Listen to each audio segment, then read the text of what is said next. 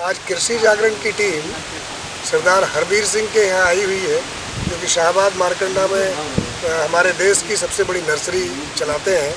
तो उनके विचार जानने के लिए हम लोग यहाँ पे उपस्थित हुए हैं। और सरदार हरबीर सिंह वेजिटेबल्स में ही नर्सरी ज़्यादा उगाते हैं और उसके साथ साथ मैरीगोल्ड और पपाया में भी काम करते हैं। तो हरबीर सिंह जी, आपसे अनुरोध है कि आप शुरू से बताइए कि आपका कैसे शुरू हुआ, कैसे रुझान बढ़ा, क्यों आप नर्सरी की तरफ गए, कैसे कैसे क्या घटनाएं घटी।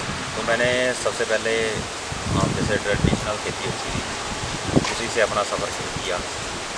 तो सबसे पहले हमने मिर्ची को पकड़ा कि मिर्ची की खेती की है। तो हमें पता लगा भाई जलंधर से पठानकोट रोड के ऊपर एक काला बकरा गाँव है, तो वहाँ हम नर्सरी लेने गए। तो मुझे पता नहीं था अभी वहाँ नर्सरी पहले बुक करानी पड़ती है, तो उन्होंने नर्सरी लेने से इनकार कर दिया। तो मैंने उनको कहा जी मैं कुरुक्षेत्र से आया हूँ, बहुत दूर से आया हूँ और मुझे कम से कम चलो नर्सरी नहीं देते, अपना फील्ड तो दे देंगे। उन्होंने मुझे अपना फील्ड नहीं दे दिया। तो मेरे दिमाग में उस टाइम आ गई भाई मुझे अगर ये काम कर सकते हैं तो हम भी क्यों नहीं कर सकते। चलो मेरा ऐसा था भी कुछ सोर्स थे, वहाँ मैंने वो लड़ाई की।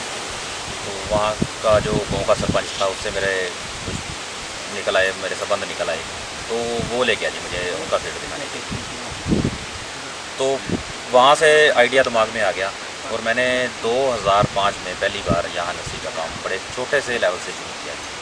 2 कनाल से मैंने शुरू किया और अब बढ़ता बढ़ता अब मैं 14-15 एकड़ ये खेती में तो मेरी इंटरेस्ट हो इसी प्रकार हुई है। तो आपका जो नर्सरी का सिस्टम है, किस किस की नर्सरी आप उगाते हैं या फिर कैसे कैसे किसानों को सप्लाई करते हैं? नर्सरी मेरे पास तकरीबन सारी तो वेजिटेबल की होती है, जो सीजनली वेजिटेबल होती है उसकी सारी नर्सरी मेरे पास सारा साल ही उपलब्ध रहती है। तो लास्ट ईयर से हमने मैरीगोल्ड और पपाया का साथ में शुरू किया है। तो लास्ट ईयर मैंने पपाया के कोई 3-3.5 लाख प्लांट तैयार किए हैं और मैरीगोल्ड के मैंने 6.5 से 7 लाख प्लांट तैयार किए हैं। नर्सरी की सेल आप किस रेट में करते हैं? रेट हम बीज की कॉस्ट के ऊपर रखते हैं इसका। बीज आप खुद से लगाते हैं या किसान से लेते हैं? नहीं, बीज हम कंपनी से लेते हैं। हर कंपनी का क्रीम प्रोडक्ट हमने पकड़ा हुआ है। तो पहले ऐसा है भी कोई भी नया सीड आता है उसको हम अपने खेत में टेस्ट करते हैं, दिल्ली मार्केट को एनालिसिस करते हैं कि इसका रेट मार्केट में भी मिल पाएगा या नहीं मिल पाएगा। तो पहले अपनी तसल्ली करने के बाद फिर हम उसको अपने फील्ड में उसको सेल के लिए निकालते हैं। हरबीर सिंह जी, हम ये पूछना चाह रहे थे कि जितने काश्तकार आपके पास आते हैं वो कौन कौन सी वेजिटेबल्स को ज़्यादा प्रेफरेंस देते हैं, मतलब किसकी नर्सरी आपसे ज़्यादा मांग होती है? मांग की तो ऐसा है जी, हमारा जो मेन सीज़न है वो अक्टूबर से अप्रैल तक होता है। तो उस टाइम हमारे पास चिल्ली के काफ़ी कस्टमर हैं। चिल्ली हमारे पास काफ़ी 5-6 एकड़ तो मेरे पास चिल्ली की नर्सरी होती है। वैसे तो सीजनली जो जिस चीज़ का भी सीज़न है सीजनली सारी नर्सरी मेरे पास होती है, पर ज़्यादा फोकस मेरा उस टाइम अक्टूबर से अप्रैल तक का जो सीज़न है चिल्ली के ऊपर, टमाटो के ऊपर और कैप्सिकम के ऊपर ज़्यादा रहता है।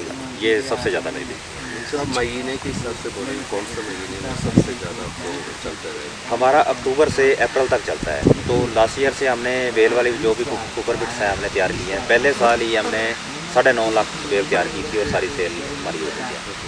और आने वाले अगले सालों में हमें ये महसूस हो गया है कि बेल वाली का काम और भी बढ़ेगा हमारे पास। तो आपका ऐसे कुछ प्रोग्राम है हर एक 12 महीने कुछ तो कुछ अब देते रहेंगे? सारा साल हमारे पास चलता रहता है। जैसे अब गोभी शुरू हो जाएगी, गोभी के बाद आगे जाके जुलाई अगस्त में पोली हाउस वालों का हमारे ऊपर काफ़ी लोड आ जाएगा। तो उनके लिए हम ट्रेज में नर्सरी तैयार करते हैं। जैसे कलर्ड कैप्सिकम हो गई, इनडिटर्मिनेट टमाटो हो गया, तो वो हम तैयार करेंगे साथ में, मतलब गोभी के साथ वो भी हो जाएगा। ओपन फील्ड के लिए भी टमाटर साथ में हो जाएगा। हरबीर सिंह जी, मुझे कुछ आइडिया लेना है। कहीं भी हम जाएंगे नर्सरी बोलेंगे हरबीर का नर्सरी बोलते हैं, क्या टेक्निक आप यूज़ कर रहे हैं इतनी लोगों को अट्रैक्ट करने, फार्मर को उधरी देखे, यानी कि क्या है एक चीज़ आप इसमें इनको क्या डालते हैं? इसमें मैं 2 कारण मानता हूँ। एक तो जो नर्सरी की हेल्थ है, हमारी नर्सरी की हेल्थ दूसरी नर्सरी से बहुत ज़्यादा बेटर है, क्योंकि हम जिस मीडिया में अपनी नर्सरी तैयार करते हैं उसमें बीमारी के चांस बहुत कम है। स्प्रिंकलर हमारा सारा सिस्टम जो स्प्रिंकलर और ड्रिप सिस्टम हमारे पास लगा हुआ है, तो जितने ही पानी की रिक्वायरमेंट है बिल्कुल नपातुला पानी आता है इसमें। तो नर्सरी की हेल्थ बहुत बढ़िया है। दूसरा सबसे बड़ा कारण ये है भी कोई भी चीज़ अगर हमने कोई भी नर्सरी सेल करनी है, हम 1 साल अपने खेत में उसको टेस्ट करते हैं।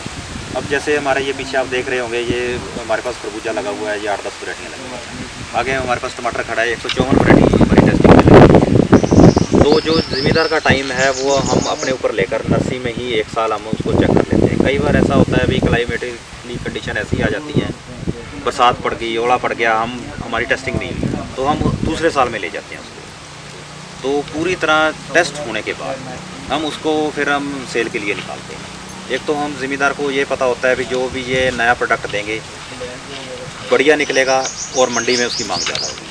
तो हमारा यही नर्सरी का जो काम बढ़ने का कारण यही है। तीसरी बात ये है, हमने सीड के ऊपर कभी कॉम्प्रोमाइज़ नहीं किया। आम नर्सरी वाले क्या करते हैं, वो घटिया बीज डाल देते हैं। अब एक मैं एग्जांपल देता हूँ, कैप्सिकम का बीज 6,000 रुपये किलो भी है, मेरे पास 1,35,000 रुपये किलो वाला लगा हुआ है। नर्सरी वाले इतना तगड़ा रिस्क नहीं लेते।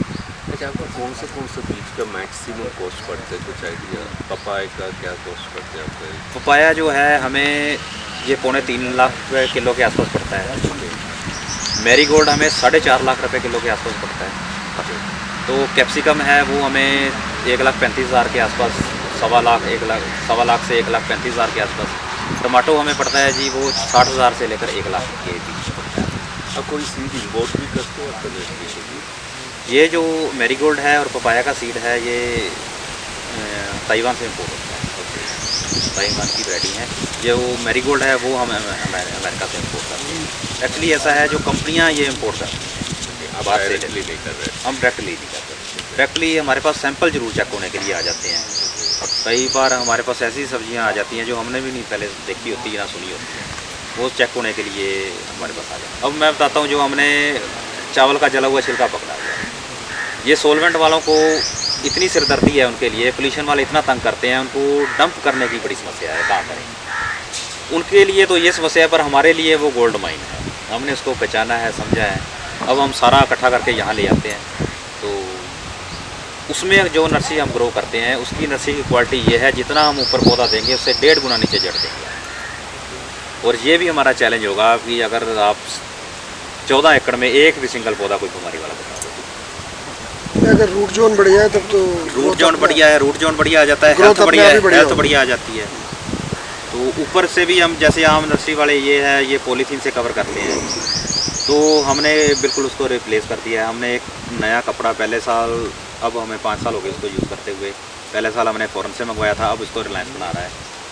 वो PP&W पॉली प्लास्टर नॉन होता है, तो वो हम अपनी सारी नर्सरी के ऊपर यूज़ करते हैं। बढ़िया रिजल्ट आ रहे हैं। तो आपका ये पौधा इधर से फार्मर ले जाएंगे, तो बाई चांस वो अच्छा कंडीशन में लेने के लिए तो नुकसान हो जाएगी। तो आप क्या एडवाइस देते फार्मर्स को जब आप ले जाते, कैसे? हम उनको, ऐसा है, हम जैसे हमारी नर्सरी फुली ट्रीटेड होती है और हमारी नर्सरी सारी ऑर्गेनिक होती है। केमिकल हमने 2-3 साल से बिल्कुल छोड़ दिया है, ऑर्गेनिक नर्सरी होती है। तो हम उसको पहली बात तो हम पैकिंग करके देते हैं ताकि उसकी रास्ते में डैमेज ना हो जाए। उसके बाद अगर ये भी हम उसको बता देते हैं, अगर 2 दिन आप नहीं लगा सकते तो उसको कैसे रखना है, उनको रखने का तरीका भी हम बता देते हैं। तो बाकी कोई वैसे भी अगर कोई समस्या उनको आ जाती है, हमें फ़ोन कर देते हैं, तो हम फ़ोन के ऊपर भी सोल्यूशन दे देते हैं।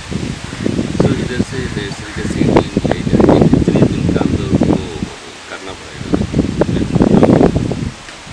अगर तो गर्मियों का सीज़न है, जिसमें अब गर्मियों के जैसे सीज़न अब शुरू हुआ है, इसमें तो हमारी कोशिश ये रहती है कि 24 घंटे में लग जानी चाहिए।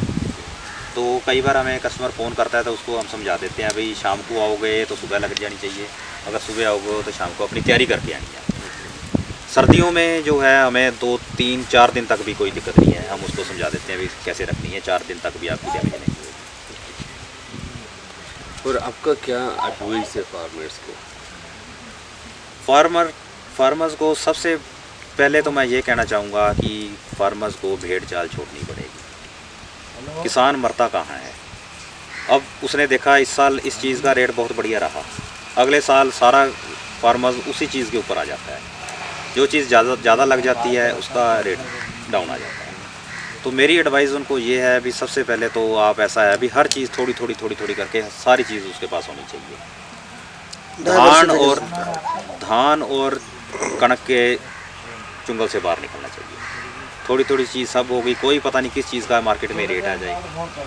तो बाकी अगली बात ये है कि नर्सरी जहाँ से भी ले, मैं ये नहीं कहता मेरे से ले, खुद उगाना चाहते हैं मेरे पास आके ट्रेनिंग ले सकते हैं, मैं समझा सकता हूँ कैसे खुद भी उगा सकते हैं, या अगर उनको बाहर से भी लेनी हो, कोई भी सर्टिफाइड नर्सरी है तो वहाँ से उनको नर्सरी लेनी चाहिए।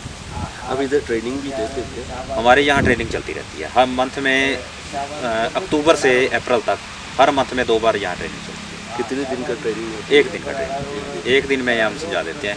वो सीज़न हमारा ऐसा होता है जिसमें हमारी बिजाई चल भी रही होती है, सेल भी हो रही होती है, नर्सरी ग्रो भी कर रही होती है, स्प्रिंकलर लगे होते हैं, ड्रिप लगी होती है, सारा सिस्टम हमारा इंस्टॉल होता है, फंक्शनल रहता है। सब हर चीज़ उस टाइम तैयार मिलती है।